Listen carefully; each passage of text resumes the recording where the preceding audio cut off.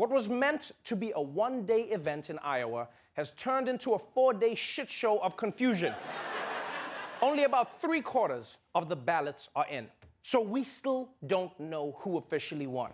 But as it stands, it's a close race between Bernie Sanders, the world's youngest old man, and Pete Buttigieg, the world's oldest young man. But regardless of how it ends, no one is around to give a victory speech because the candidates have already moved on.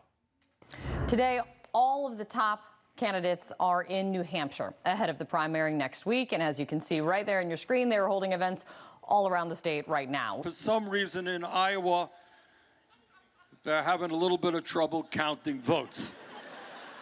But I am confident that here in New Hampshire, I know they'll be able to count your votes on election night. Man, this is what I love about Bernie Sanders. He does not give a damn.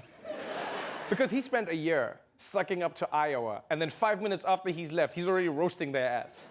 Yeah, he's just like, I want to talk about the 99% of people in Iowa who have no idea what the they're doing.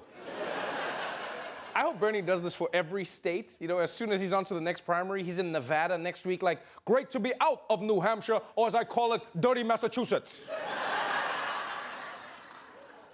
But I will say this. I know there's been a lot of trouble, but I think Democrats should consider themselves lucky that they get to work out all of the voting kinks in these super white states like Iowa and New Hampshire.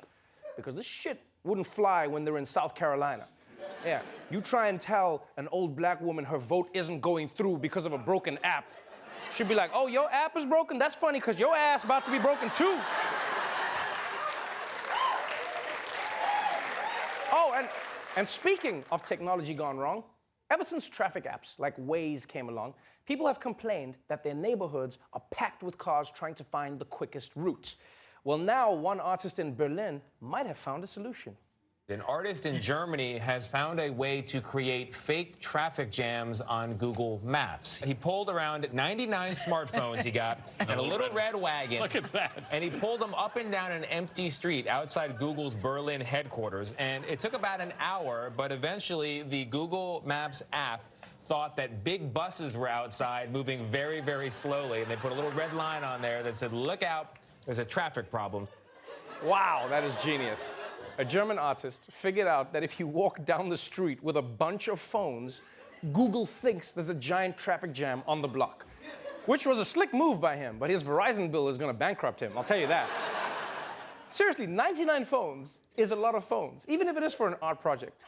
It almost makes me think that this is just a guy who had to come up with an excuse after his girlfriend busted him for having a bunch of side chick burner phones.